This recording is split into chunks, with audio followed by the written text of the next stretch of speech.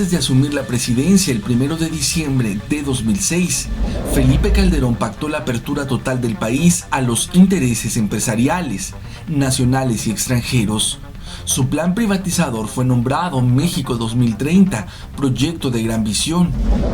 El plan transeccional calderonista urdía la ocupación integral del país. Con este, la clase dominante pretendía desmantelar el Estado-nación mexicano. 14 documentos que integran el plan detallaban que uno de sus principales objetivos era la creación de una nueva constitución política. Los archivos desclasificados en la Presidencia de la República y consultados por la revista Contralínea en 2010 revelaron que esta Carta Magna aboliría la propiedad pública, desconocería los derechos colectivos, el patrimonio y los bienes nacionales y abandonaría el concepto de soberanía nacional. Hasta el momento, todo ha sucedido conforme al plan establecido. La imposición del Plan México 2030 incluía también una guerra social.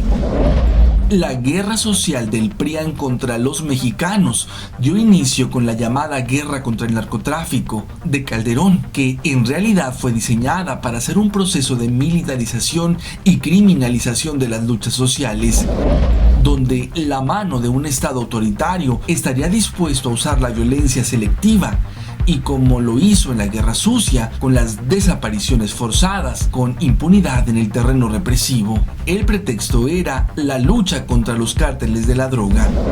De 2006 a la fecha, tanto el PRI como el PAN han sido responsables de la muerte de más de 180,000 personas, obedientes lacayos que han puesto a México como carne de cañón ante los intereses de Estados Unidos y el nuevo orden mundial, que mediante una guerra fabricada se están apoderando de todos los bienes y recursos del país a costa de la sangre de mexicanos, que aún se resisten a perderlo todo ante las ambiciones neoliberales.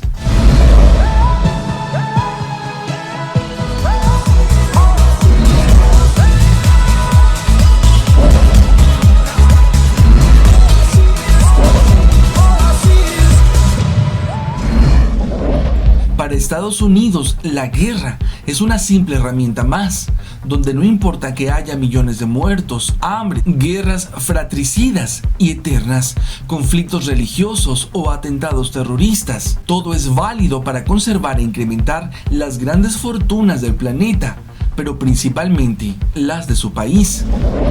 Estados Unidos necesitaba tener en México a unas fuerzas armadas fuera de los cuarteles y entretenida en conflictos internos, como pieza clave de un diseño global que busca asegurar el control por las compañías multinacionales de los recursos geoestratégicos del país, en particular sobre el petróleo y el uranio del subsuelo. En este sentido, el caso Gutiérrez Rebollo aceleró la penetración de los organismos de inteligencia norteamericanos en sus homólogos mexicanos. El general del ejército, Jesús Gutiérrez Rebollo, procesado por cargos fincados de enriquecimiento ilícito, acopio de armas y vínculos con el crimen organizado en 1997, fue detenido por indagar en la relación entre narcotraficantes y la familia del entonces presidente, Ernesto Zedillo. Días después de la captura de Gutiérrez Rebollo, la administración Clinton pudo impulsar 6 condiciones hacia el presidente Zedillo a cambio de obtener la certificación, arresto en un plazo máximo de 6 meses de los capos Amado Carrillo y los hermanos Arellano Félix, extradición de 12 narcotraficantes mexicanos, algunos en prisión como Rafael Caro Quintero, inmunidad diplomática para los 39 agentes de la DEA asignados oficialmente a México, permiso para que el personal de la DEA pudiera portar armas en territorio mexicano, autorización para que barcos de la Guardia Costera estadounidense ingresaran en aguas mexicanas y cumplieran tareas de interdicción, participación plena de las Fuerzas Armadas mexicanas en una fuerza multinacional americana para combatir supuestamente el tráfico de drogas. Además, la caída de Gutiérrez Rebollo sirvió también para desmantelar el Instituto Nacional para el Combate a las Drogas que dirigía el general y crear una dirección antidrogas mexicana que sería a imagen y semejanza de la DEA, y sus agentes serían seleccionados y entrenados por el FBI, la CIA y la propia DEA. De forma paralela, habría también una agencia de espionaje en México. Así, mientras los servicios de inteligencia mexicanos eran desmantelados, la CIA enviaba 200 agentes, informantes y analistas para abordar el tema del narcotráfico. En 2011, más de 8,000 documentos secretos fueron desclasificados en Estados Unidos. Entre ellos, se revelaba las relaciones que mantuvieron en la CIA con diferentes cárteles de la droga en el mundo para financiar sus operaciones. La CIA acudía al narcotráfico para llenar sus arcas y realizar sus operaciones clandestinas. Informes de la década de los 80 muestran que para contrarrestar la presencia militar soviética en Afganistán, Estados Unidos gastó más de $2,000 millones en el financiamiento de la resistencia afgana a través de los cárteles de drogas.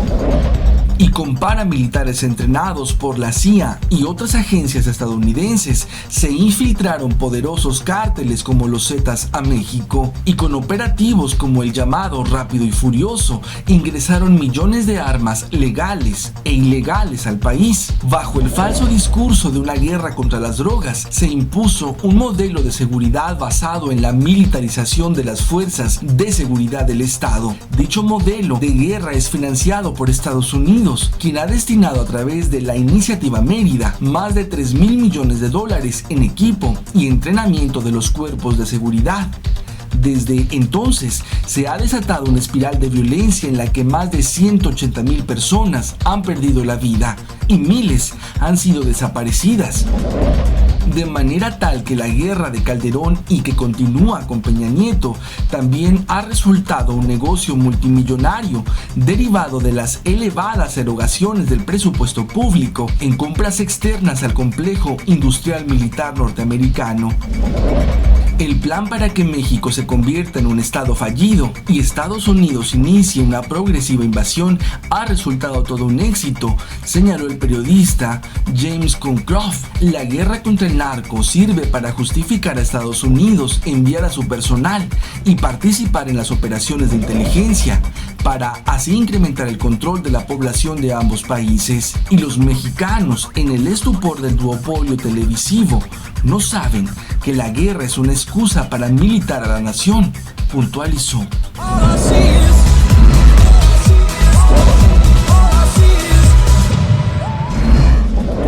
La descomposición que vive el país puede ser atribuida a muchos factores políticos, económicos y hasta sociales. Pero nadie puede negar la responsabilidad directa de Felipe Calderón y ahora de Enrique Peña Nieto por vulnerar la soberanía y la misma Constitución para entregar el país en su totalidad a las privadas extranjeras, principalmente estadounidenses. Así se planeó en el documento México 2030, proyecto de gran visión, cuyo objetivo era privatizar los sectores estratégicos y los bienes de la nación como la energía, el agua, las zonas de reserva de la biosfera, la salud, la ciencia y la tecnología. En su objetivo final, México será gobernado por mexicoamericanos y se habrá entregado a América del Norte. Estados Unidos dictará las políticas públicas, habrá instituciones compartidas, las Fuerzas Armadas mexicanas intervendrán en conflictos internacionales para la seguridad hemisférica y se abandonará el concepto de soberanía.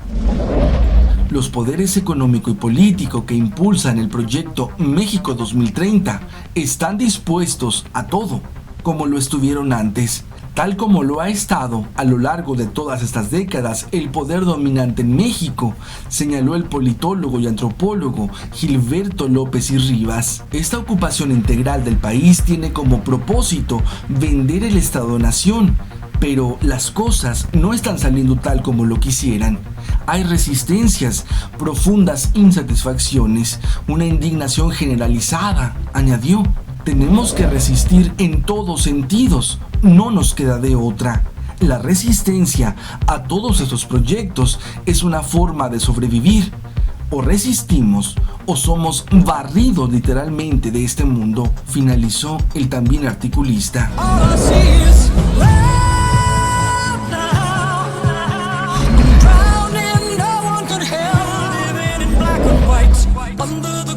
sky since we've been on